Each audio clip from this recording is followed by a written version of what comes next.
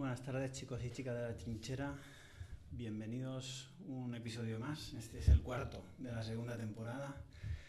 Este me hace mucha ilusión porque traemos a alguien que conocéis bien, a Bruno, porque recientemente finalizó su máster en ciencia de datos a principios de este mes y bueno, pues era propicio intentar traérnoslo y hablar sobre esta materia en la que se ha especializado. Con la temática de la arquitectura del software a la ciencia de datos. Bienvenido, Bruno, ¿cómo estás? Hola, ¿qué tal? Pues nada, ¿por dónde quieres empezar? Es que no conozco la dinámica del podcast. Venga, preséntate un poco, para que te conozcan un poquito más en profundidad. Venga, pues sí. A ver, pues mi nombre ya lo sabe todo el mundo, Bruno. A ver, muy breve sobre mi trayectoria, ¿vale? Yo hace ya muchos años que empecé a trabajar en el ámbito de la informática y he pasado dentro de este ámbito por varias especializaciones, ¿vale? Yo al principio cuando empecé mi carrera como informático, por decirlo de alguna manera, estaba muy orientado a los sistemas, muy orientado al hardware, a los grandes servidores, a montar y configurar redes, etcétera. Poco a poco me fui introduciendo en el mundo del desarrollo, primero como programador, allí con distintos lenguajes, desde empezando con Visual Basic hasta muchos años con Java, .NET, hasta luego con lenguajes de programación como Node.js, TypeScript, Python, pues realmente cualquier lenguaje. Y con el tiempo me fui especializando hacia la arquitectura del software. Y luego, pues bueno, pues yo dedicarme a la ciencia de datos, pasarme a la ciencia de datos, pues ha sido un pasito más, que es pues, lo que vengo a hacer. Quizás no sea una evolución tan natural como pasar de desarrollo a arquitecto de software, pero bueno, tuve la oportunidad, de hecho coincidí en el mismo proyecto con Salvador Tamarit, que ya le trajimos la anterior temporada, y fruto de ser yo responsable de un proyecto en el cual ya empezamos a trabajar con temas de inteligencia artificial, vi que ahí, dentro del mundo de la ciencia de datos, había mucho de qué rascar y por eso me picó el gusanillo y bueno, pues desde entonces he estado formándome y al final, pues bueno, pues vi oportuno para terminar de rellenar un poco el puzzle, hacer un máster. Y bueno, pues es lo que he terminado ahora y ya está. Muy bien, máster por la IEBS Business School en ciencia de datos y Big Data. Bueno, pues vamos a entrar en harina, Bruno. Venga, ¿de qué quieres que hablemos? Pues mira, yo creo que yo hablaría de tu experiencia personal, ¿no? Porque pues, en este camino no tan obvio como pasar de un arquitecto software, que mucha gente lo tienen como... tengo la sensación, en el mundo del desarrollo, que un arquitecto software es el top, ¿no? O sea, donde tú quieres, generalmente, a los que les gusta mucho el software, es a la aspiración última, ¿no? De convertirse en un arquitecto software de un conjunto de soluciones, de una arquitectura. Sin embargo, en tu caso, te saliste un poco de tu área de confort, ¿no? Y abrazaste un poco el cambio, ¿no? A la hora de hacer este máster, ¿no? Me gustaría que me dieras tu opinión de cómo has vivido este proceso de adaptación al cambio, de qué límites y qué camino crees tú que se debe de seguir, qué camino has seguido tú y si lo recomendarías a otras personas o no. A ver, yo lo he vivido pasándome lo fenomenal, ¿vale? Porque afortunadamente los distintos cambios que he hecho a lo largo de mi carrera profesional han sido cambios más marcados por la inquietud que no marcados por la necesidad. Eso también hay que tenerlo en cuenta. No se vive igual de un modo que de otro.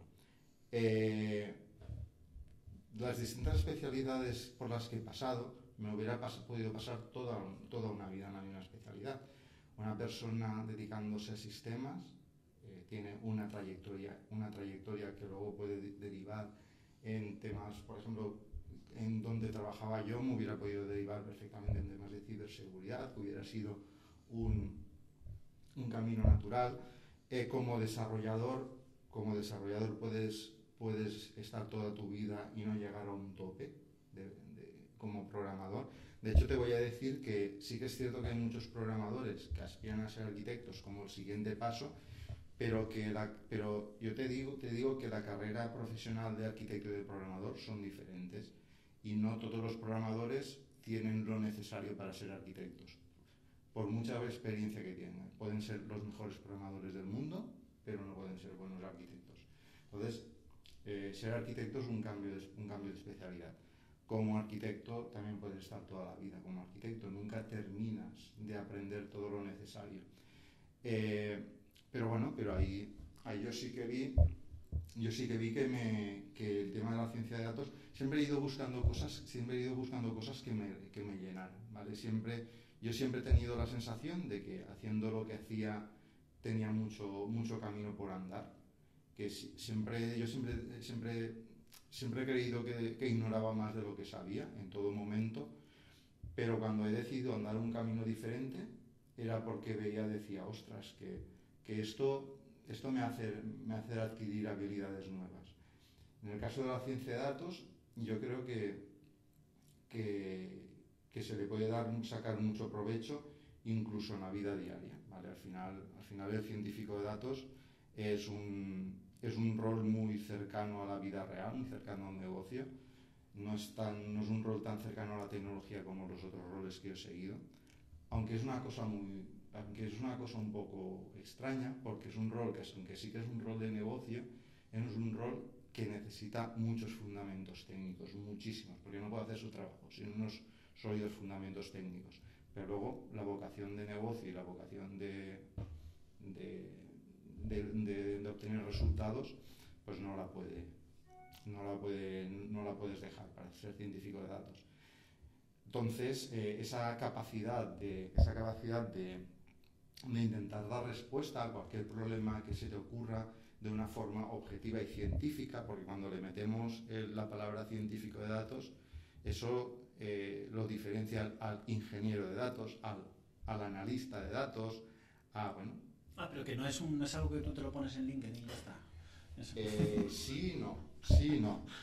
Sí, porque hoy en día te lo pones en LinkedIn y ya está. Y muy poca gente te lo va a cuestionar, porque no todo el mundo, creo yo que no todo el mundo sabe qué es lo que hay que exigirle a un científico de datos. Pero, en mi opinión, si se le pone la palabra científico antes de datos, tiene que ser porque esa persona tiene que buscar y tiene que ayudar a los demás a llegar a soluciones de los problemas, pero de la forma más rigurosa posible, siguiendo un método parecido al método científico. ¿Por qué tenemos la inquietud de encontrar soluciones siguiendo unas metodologías rigurosas? Porque trabajar con datos es muy difícil, los datos son muy engañosos. Y lo más fácil es llegar a conclusiones erróneas viendo los datos. Entonces hay que tener mucho criterio a la hora de trabajar con datos y a la hora de elegir qué herramientas vamos a utilizar a la hora de trabajar con los datos. Muy importante hoy en día con el auge de las inteligencias artificiales. No es tan obvio saber si puedes trabajar con una inteligencia artificial, saber qué consecuencias tiene trabajar con una inteligencia artificial, a qué riesgos te estás enfrentando. Y de hecho, pues bueno, es algo que podemos hablar, ¿no? Es cómo se encuentra la ciencia de datos con la inteligencia artificial, que no es lo mismo ni de lejos. Pero bueno, ahí ya hablemos de lo que tú quieras. Venga, vamos a ir profundizando un poquito más. Justo estabas hablando, ¿no? Ingeniero de datos, científico de datos, analista de datos, centrándonos un poco en el rol que tienes de científico de datos, ¿cómo ves tú el presente de esta profesión y su futuro? ¿Y ¿qué consejos darías tú para que alguien se quisiera convertir en uno, ¿no? O sea, ¿qué pasos darías? ¿Es necesario tener un background fuerte a nivel de desarrollo de software? Sí, ¿no? Vale, pues mira, vamos a dividir todos esos temas en varios. Vamos a ir brevemente un poco a la foto de cómo veo yo el presente y cómo veo el futuro. Y luego, si quieres, ya vemos si a alguien le quedan ganas de ser científico de datos, ver por dónde creo yo, porque al final todo esto es opinión, por dónde creo yo que podrían ir. Esto es una maravilla, que no nos sponsorice ninguna empresa Es ni una nos condicione. A ver, el mundo de la ciencia de datos hoy en día. Dos ideas tengo. La primera, hay que ser conscientes de que los proyectos de ciencia de datos, la mayoría de ellos, la gran mayoría, fracasan. Es decir, hoy en día trabajar en ciencia de datos es, por desgracia, trabajar en muchos proyectos que se van a ir al garete. Luego podemos ampliar las razones por las que los proyectos se van al garete, pero una realidad, eso se viene midiendo hace tiempo. Que aproximadamente el 80% de los proyectos de ciencia de datos fracasan. De hecho, yo creo que es tan preocupante este fracaso que, sinceramente, si no hubiera sido por esta irrupción de las inteligencias artificiales generativas, yo creo que hubiera habido un invierno de la ciencia de datos. Este fracaso hubiera llevado a una desilusión que hubiera hecho que las empresas no hubieran apostado. Ahora, con estas inteligencias artificiales que todo el mundo conocemos, se ha despertado la ilusión. Hoy en día, un científico de datos, ¿qué es lo que hace? Pues bueno, ese es el segundo punto que te quería decir, ¿vale? Y también eso me gustaría ligarlo luego con lo que te decía yo, si alguien quiere empezar con el científico de datos. Digo probablemente porque mi experiencia con mis compañeros de máster me han hecho ver eso, ¿vale? Probablemente la persona que quiera empezar en una carrera de científico de datos piensa que va a desarrollar temas de inteligencia artificial, para ser más concretos, modelos de aprendizaje automático. Cree que se va a orientar mucho ahí. Y hoy en día la realidad es que el trabajo del científico de datos es hacer mucho trabajo de ingeniería de datos y muy poquito trabajo de estas partes más molonas, por decirlo de alguna manera. Más molonas en principio, porque si me preguntas a mí, y además yo coincido con una opinión que dio Salva en el mismo podcast, para mí la parte esa de hacer el machine learning es sumamente aburrida, ¿vale? Porque cuando no sabes, descubres como el truco que hay detrás de la magia, pero una vez sabes los trucos de la magia, dices, qué aburrido que es esto. En cambio, la parte de la ingeniería de datos da mucho más que sí, es muy aburrida. Es mucho más divertida, perdón. El científico de datos se dedica mucho al tema de la ingeniería de datos. ¿En un futuro eso va a cambiar? Creo que no. En un futuro creo que a ver, no lo sé lo que va a ocurrir en un futuro, ¿vale? Porque yo aún no he estudiado el máster en futurología, no sé si lo voy a hacer o no, porque ya estoy un poco harto de estudiar, ¿vale?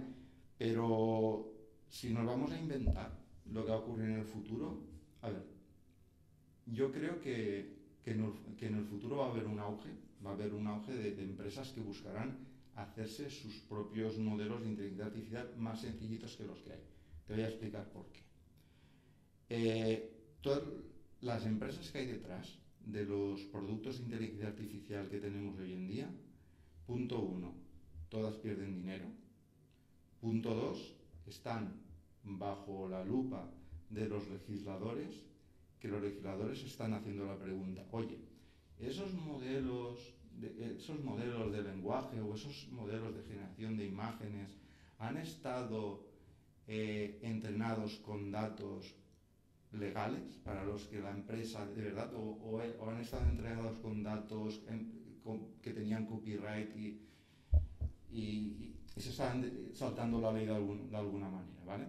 Primer punto, que las empresas pierdan dinero quiere decir que dentro de unos meses vamos a ver cómo suben los precios y vamos a ver cómo eso de utilizar la inteligencia artificial por capricho, de la utilizo lo utilizo porque es gratis, pero que no tengo muy claro si usar la inteligencia artificial me da un retorno del dinero. Como no hay una inversión o hay una inversión pequeñita, nadie se lo plantea. Pero cuando le suban los precios, pues no te extrañe que el 90% de los que usan hoy en día inteligencia artificial dejen de usarla. Pero van a continuar teniendo la ilusión, porque hoy en día se le ha visto el potencial. Entonces, si ocurre eso, si ocurre de que la gente deja de utilizar estas inteligencias artificiales, las que tenemos hoy en día, y mantienen esa ilusión por la inteligencia artificial, probablemente empiecen a los que puedan hacer proyectos internos y los que no, contratar proyectos. ¿Vale? Si eso ocurre, yo creo que las empresas se van a tropezar con la dura realidad, y esa es la realidad de por qué los proyectos de ciencia de datos vienen fracasando. Y es que, aunque nos digan que vivimos en la era del Big Data, vivimos una era de escasez de datos. Y te lo voy a explicar. Eso del Big Data, esos datos que existen ahí, son muy poquitas empresas las que los tienen, los datos esos. No es que tienen o tienen las capacidades para acceder a los datos, ¿vale? Y la mayoría de empresas, aunque crean que tienen datos, no tienen datos. Van a tener sus bases de datos, que sus bases de datos les ocuparán gigas, y mucha gente tiene la ilusión de, ay, con la cantidad de datos que tengo ahí, puedo hacer un mogollón de cosas. Pues no, porque para hacer temas de aprendizaje automático, muchas veces necesitas históricos, que los históricos no los tienes. Luego sí que tienes el dato, pero el dato ni sabes cuándo lo cogiste, ni sabes cuándo metiste el dato en la base de datos, ni sabes cuándo metiste el dato, qué es lo que significaba y qué es lo que estaba representando. Hay muchas veces que ni siquiera sabes la tabla para qué es. Otras veces directamente el dato está tan manoseado que no lo puedes utilizar para entrenar un modelo y que luego eso te prediga lo que va a ocurrir en el futuro. O sea que si vamos siguiendo el hilo, ilusión por la inteligencia artificial, pero me han subido los precios, por lo tanto voy a intentar invertir a ver que una empresa especializada en inteligencia artificial me haga una cosa medida para mí. Esta empresa me va a pedir datos y no voy a tener datos. ¿Qué es lo que va a ocurrir?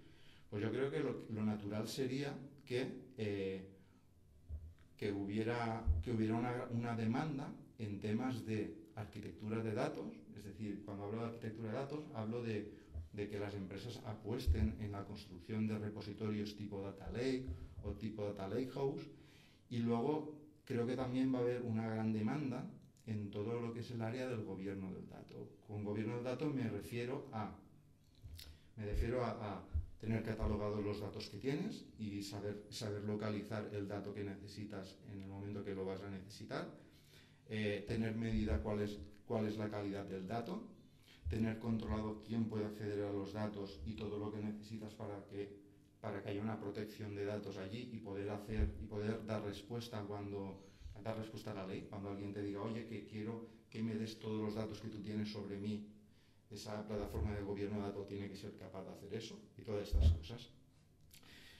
Entonces, si las cosas ocurren, y esto que yo te digo puede ocurrir perfectamente en el próximo año, o en los próximos 2 años, si las cosas ocurren allí, el que aspira a ser científico de datos debería ver eso como una oportunidad y debería centrarse mucho y debería aprender mucho todas las partes estas de arquitectura, ¿vale? Porque antes de poder hacer estas cosas chulas, de poder sacar valor de los datos, antes necesitas los datos. Entonces no sé si te sirve eso al futuro, pero yo lo veo así. Y no sé si te parece optimista o pesimista. A mí eso me parece optimista, me parece fantástico. Porque yo creo que has descubierto algo que parecía que nadie lo tenía en el radar, y es que la inteligencia artificial requiere de un trabajo previo de los datos para poder sacar y resolver casos de uso concretos en las empresas. Mucha gente no lo tiene en el radar, pero tú y yo conocemos a gente que lo tiene en el radar. La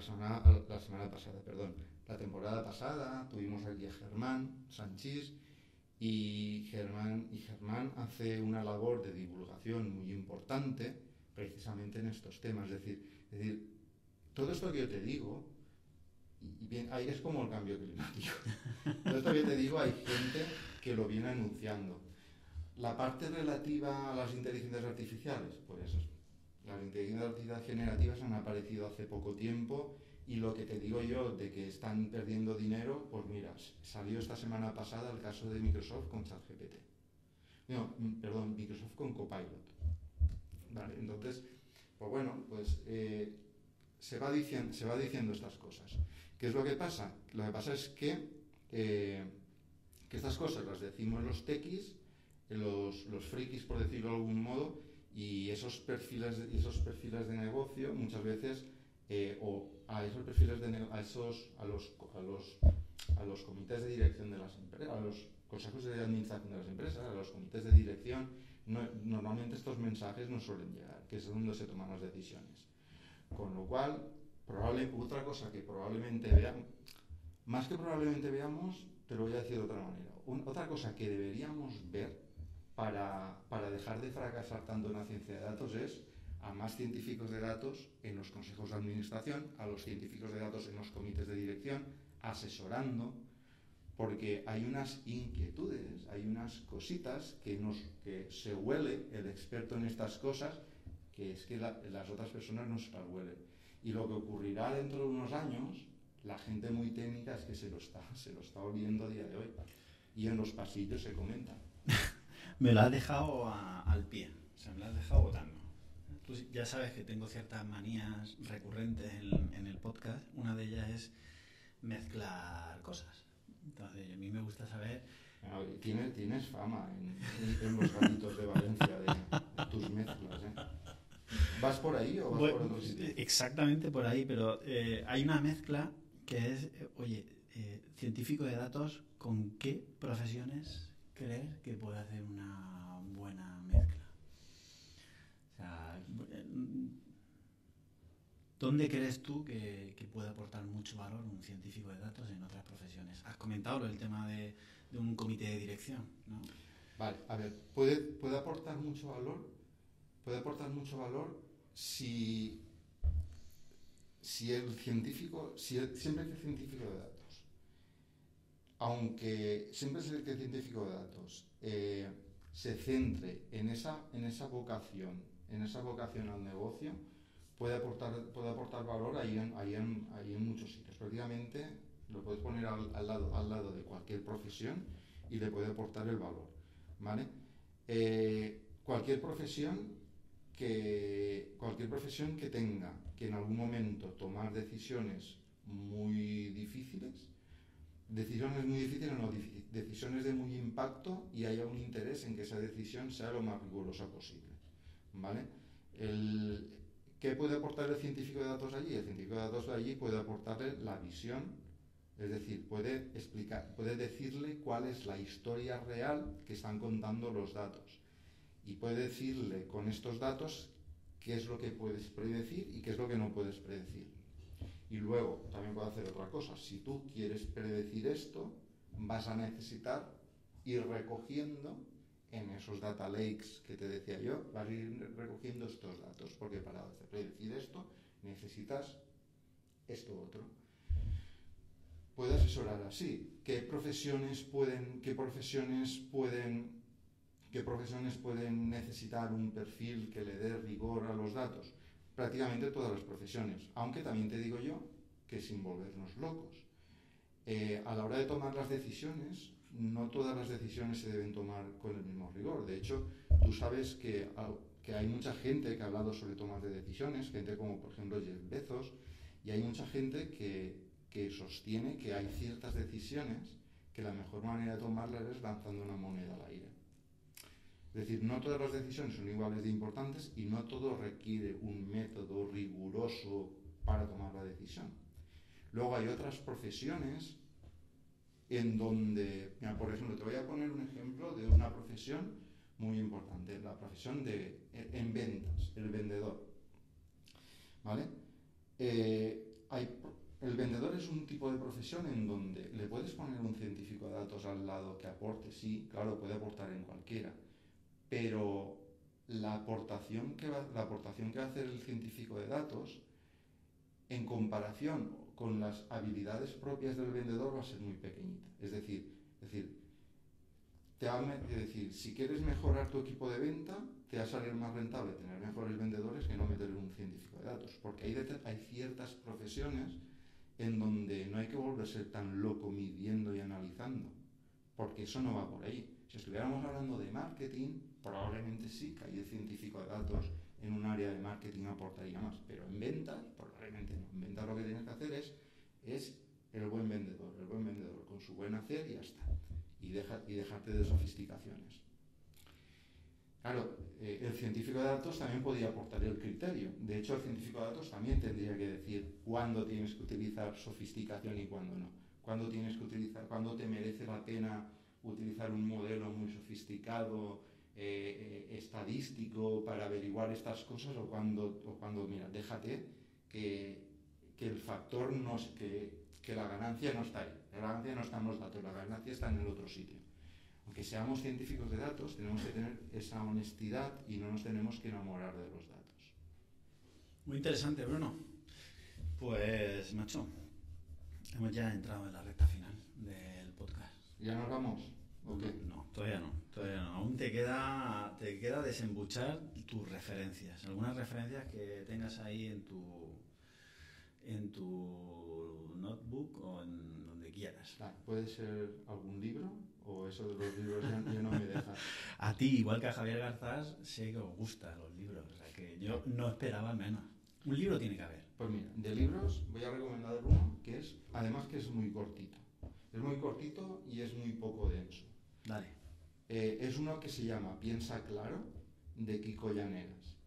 Kiko Llaneras es un tío súper interesante, porque Kiko Llaneras es un columnista del diario El País, pero que el tío es un experto en datos. Entonces, el libro ese es un libro, como digo, cortito, se lee enseguida, pero es un libro que te explica de forma maravillosa la esencia, qué es todo el misterio que hay detrás de los datos.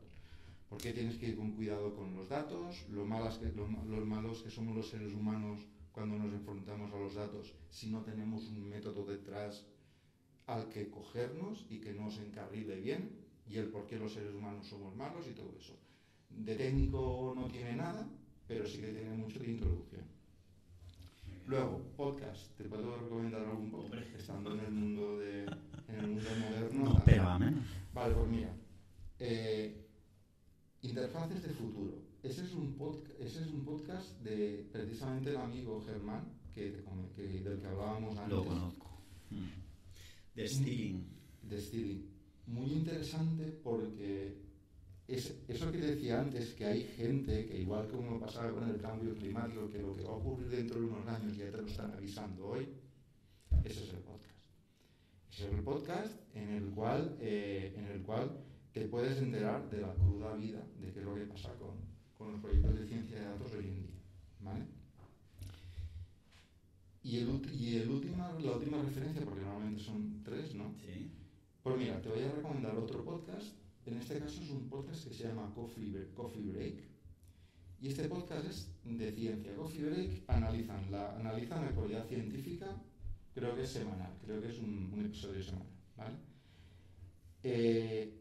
Claro, antes comentaba que si le ponemos la palabra ciencia delante de datos es por algo. Pues es por algo, mira. En ciencia, la ciencia, es decir, lo que hacemos los científicos de datos ahora con la vida habitual es con lo que vienen haciendo los científicos, cómo trabajan los biólogos, cómo trabajan los astrónomos, cómo trabajan los físicos de partículas. Esos trabajan de esta manera. Incluso hay muchas veces que utilizan las mismas herramientas que utilizamos el científico de datos de andar por casa, ¿vale? No las caras como el LHC, pero sí herramientas low cost como la estadística o el álgebra lineal, ¿vale? O el cálculo. Esas herramientas también las utilizamos nosotros, ¿vale? Entonces, de Coffee Break, ¿qué es lo que se puede aprender? Pues de Coffee Break no busquemos aprender cosas directamente de inteligencia artificial, aunque de vez en cuando analizan noticias de inteligencia artificial, pero escuchándoles hablar aprendes mucho cómo los científicos se plantean de forma crítica todo lo que ven. Analizan estudios, analizan papers y le sacan pegas. Es decir, ese punto de vista escéptico que deberíamos tener todos los ciudadanos por nuestro bien y que para ser un científico de datos debería ser obligación, pues viendo el podcast lo ves en acción. Entonces, mis 3 recomendaciones son esas. Resumiendo, Piensa claro, de Kiko Llaneras, libro a leer, se lee en una mala noche, te lo lees. Interfaces del futuro y Coffee Break. Muy bien, pues ya estamos cerrando, Bruno. ¿Qué le dirías al Bruno de hace 15 años, cuando se está incorporando al mundo laboral? Pues mira, luego intentaría ampliarlo, pero por una frase le diría, no estudies tanto. Lo dices ahora que acabas de terminar un máster. Mira, esfuérzate más, lo mismo que te esfuerzas en aprender, esfuérzate o incluso un poquito más en explicar, en saber cómo explicar. Y luego, cuídate, no trabajes tanto. No estés tanto rato delante del ordenador, no estés tanto rato trabajando y cuídate porque tienes que durar. Porque tienes que durar. Y ya está. Yo son los consejos que dar. Pues muy interesante, Bruno. Yo, que conozco a Bruno de hace unos cuantos años, me ha resultado muy interesante esto de no estudiar tanto, ¿no? Y esfuérzate más en cómo explicar las cosas, porque, Bruno, tío, yo recuerdo hace ya 13 años o por ahí, cuando estabas formando un equipo, ¿no?, de desarrollo en PFS, y yo estaba ahí, y dedicabas esos viernes tarde, ¿no?, a última hora a explicar y a contar pues bueno, características de la tecnología que utilizamos, forma de enfocarlo, el objetivo. Y siempre te he tenido en consideración de ser una de las personas que más hacía por contar las cosas y transmitir la información de una manera clara y honesta. O sea que y muy desinteresada, es decir, buscando siempre el crecimiento de los demás. Y eso es parte del motivo por el que estamos aquí, también transmitiendo el conocimiento. Por eso aún es poco. Como dijo un gran hombre en el mercado de Madrid, poco me parece. Muy bien, pues nada, hasta aquí, chicos y chicas de la trinchera. Hemos terminado ya el episodio número 4. Muchas gracias por estar allí. Muchas gracias, Bruno. Muchas gracias a ti. Nos vemos en la siguiente, que viene otro también muy, muy cargadito y muy interesante. Muchas gracias a todos. Hasta luego.